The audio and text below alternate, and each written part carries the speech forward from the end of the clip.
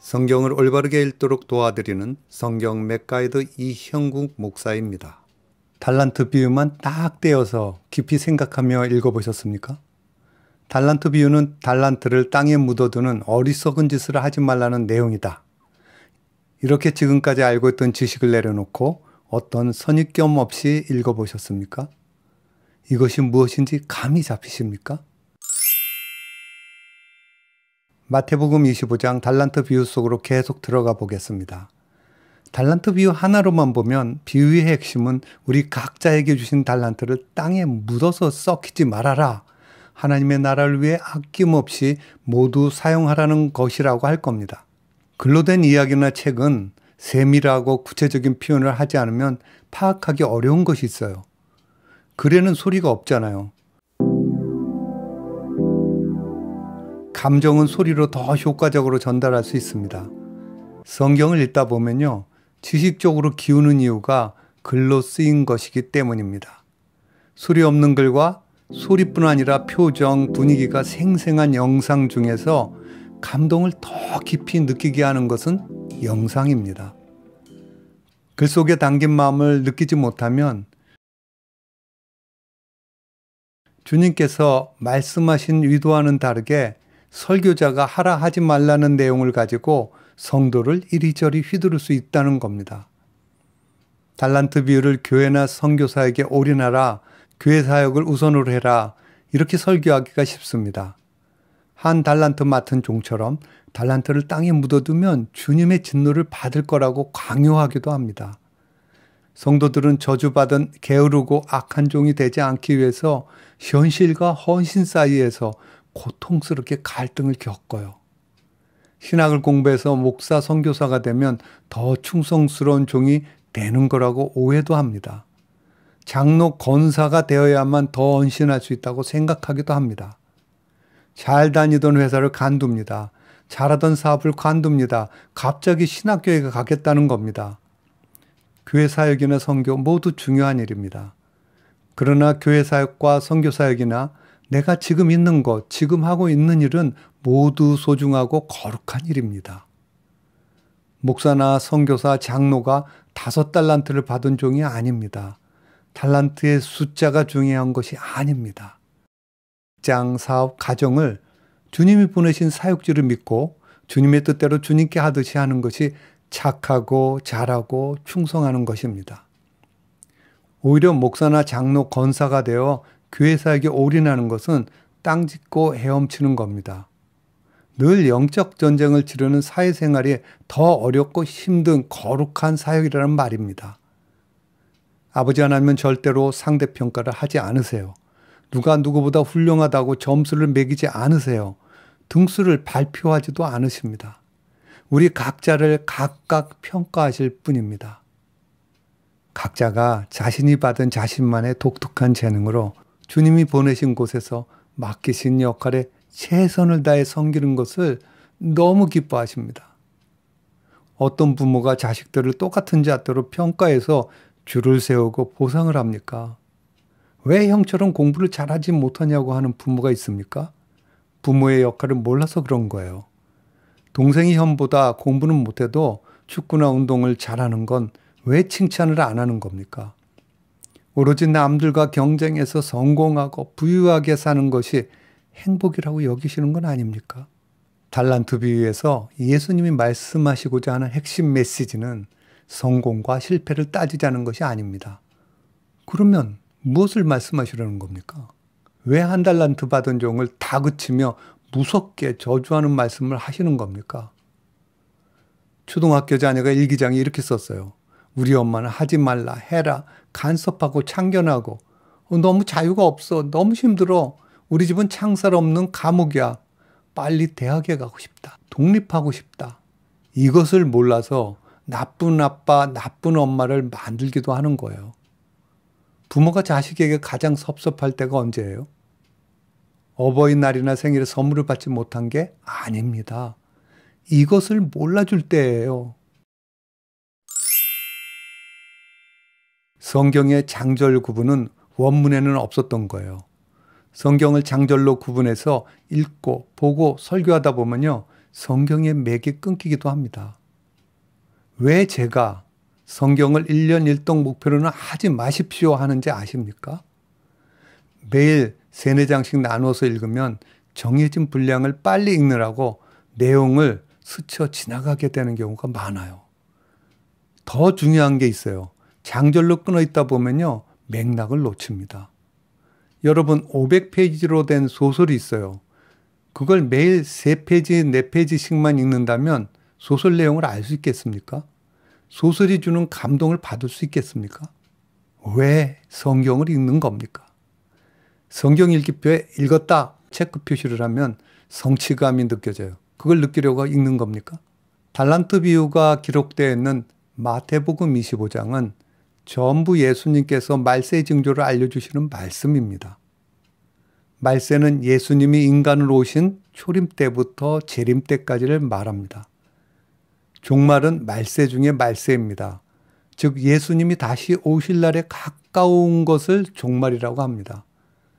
그런데요, 예수님이 언제 다시 오실지 아무도 모릅니다.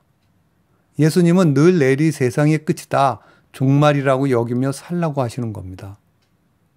내일이 종말이라고 여기지 않으면 5달란트를 맡고도 내일 하면 되지, 오늘은 좀 쉬자, 아니래집니다. 열심히 충성해야지, 이런 처음 결심도 자꾸 느긋해져요. 종말에 대비하는 가장 필수적이고 중요한 것은 깨어있는 겁니다. 긴장하는 겁니다. 마태복음 25장의 첫 번째 말씀은 열처녀 비유입니다. 내용만 본다면 전혀 어렵지 않아요. 문제는 예수님께서 말씀하시려는 의도가 무엇이냐는 겁니다. 말씀하시려는 의도를 강조하고 더 잘 알아듣게 하기 위해서 비유로 말씀하신 겁니다. 좀 더 설명이 되도록 비유로 이야기하시는 거예요. 비유 속에 무슨 암으로 되어 있는 1급 비밀을 말씀하신 게 아닙니다. 기름이 뭔지 달란트가 뭔지 암호 해독하듯이 어떤 이단들처럼 그럴듯한 비유풀이를 하라는 것도 아닙니다. 기름이나 달란트에 초점을 맞춰 해석하면 비유를 통해서 주님이 강조하시는 간절한 핵심 메시지가 가려지고 말아요. 핵심 메시지를 강조하기 위해서 단어마다 어떤 의미를 부여하지 않으시는 겁니다. 여기서 비유는 주님의 의도가 무엇인지를 보조하는 이야기일 뿐입니다. 기름이 성령 충만이라면 굳이 삥 돌려서 암호 해독하게 하실 필요가 없습니다. 사도 바울처럼 지금은 말세니까 술 취하지 말고 성령 충만함을 받으라, 이렇게 말씀하시면 되는 거예요. 자, 그렇다면 예수님이 열처녀 비유를 통해 꼭 강조하고 싶은 메시지가 무엇일까요? 바로 앞장 24장의 3절을 보면 제자들은 예수님이 오심과 세상의 종말이 언제인지를 알고 싶어 했어요. 24장 32절에서 예수님은 언제를 아는 것이 중요한 것이 아니다. 언제든 어떤 환난을 당하든 어디에 있든 오늘이 세상의 마지막 날이라고 여겨라.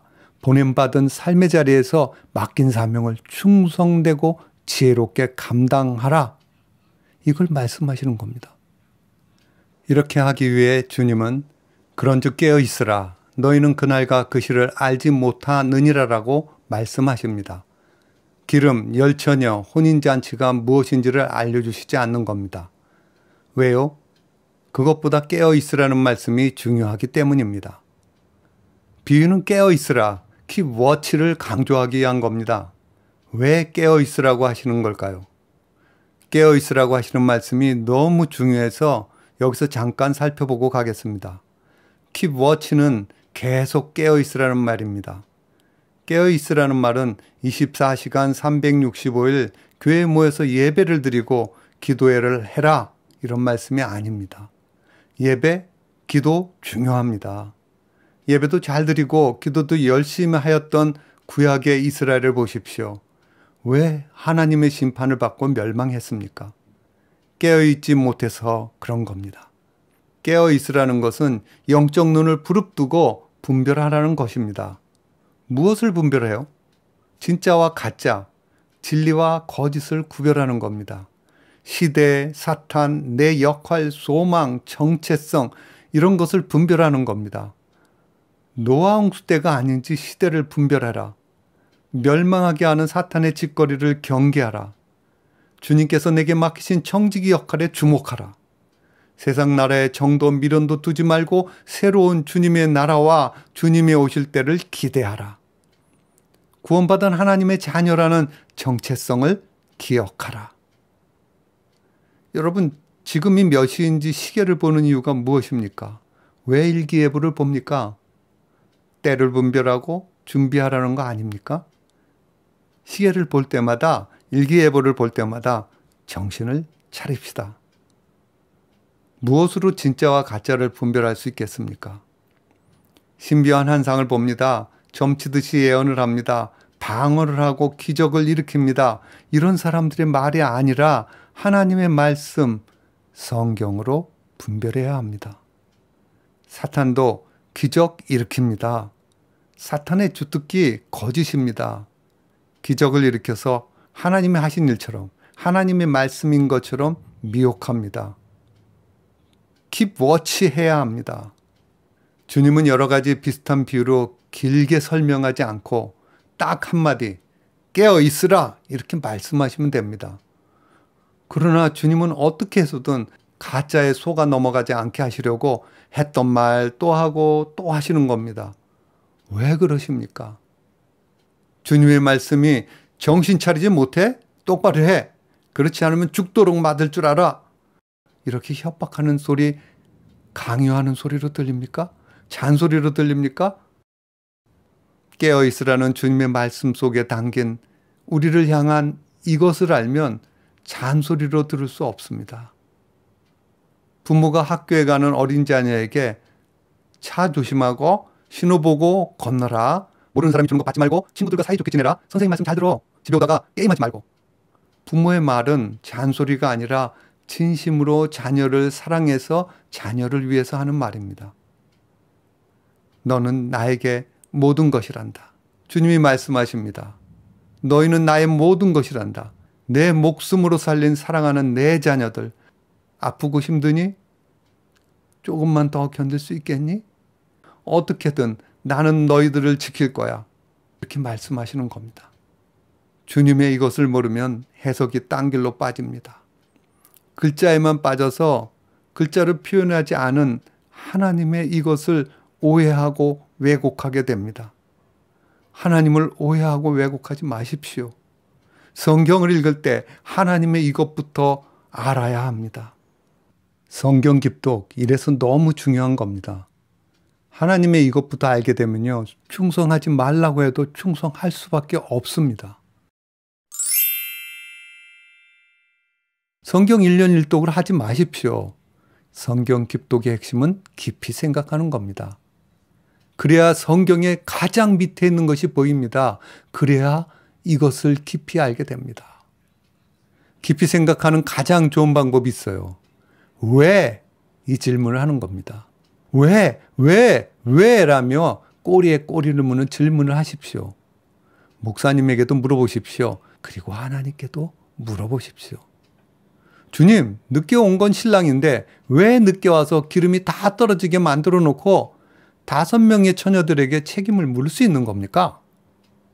주님, 왜 오실 날 시간을 정확하게 알려주시지 않는 겁니까? 이렇게 마구마구 쓸데없는 질문 같지만 왜라고 질문하다 보면 마지막에 이것과 마주치게 됩니다. 그때 비로소 답을 깨닫게 됩니다. 달란트 비유로 다시 돌아가 보겠습니다. 교회 재정 담당 장로님이 자기 사업에 급히 돈이 필요했습니다. 아침에 자기가 보관하고 있던 교회 통장에서 급하게 출금을 했어요. 급한 것을 메꾸고 몇 시간 내에 다시 입금을 했습니다. 이거 괜찮은 겁니까? 그런데 한 달란트 받은 종은 받은 그대로 땅에 묻어 보관을 했습니다. 그것을 파서 주인에게 그대로 고스란히 돌려주었습니다. 사적으로 잠깐 사용한 적도 없습니다. 횡령도 하지 않았습니다. 주인이 준 그 달란트 그대로 돌려주었습니다. 그것이 저주를 받고 쫓겨나야 할 중범죄입니까? 주인은 누구에게라도 빌려주었다면 이자라도 받을 수 있었다고 말했습니다. 그렇지만 주인은 이자조차 벌지 않았다고 진노한 것이 아닙니다. 주인이 진노한 이유는 다른 데 있었습니다. 그것은 주인의 이것을 왜곡했기 때문입니다. 예수님께서 달란트 비유로 말씀하신 핵심 의도는 이것을 왜곡하지 말라는 겁니다. 종들이 사업에 실패하고 도둑 맞아서 손실을 보았다면 주인은 어떻게 반응했을까요? 여기서 주인이 하나님이시고 우리가 종이라면 하나님께서 우리에게 맡기신 일에 우리가 최선을 다했는데 손해를 보았습니다. 또는 실수해서 잃어버렸습니다. 도둑 맞았습니다. 하나님은 우리에게 어떻게 하실까요?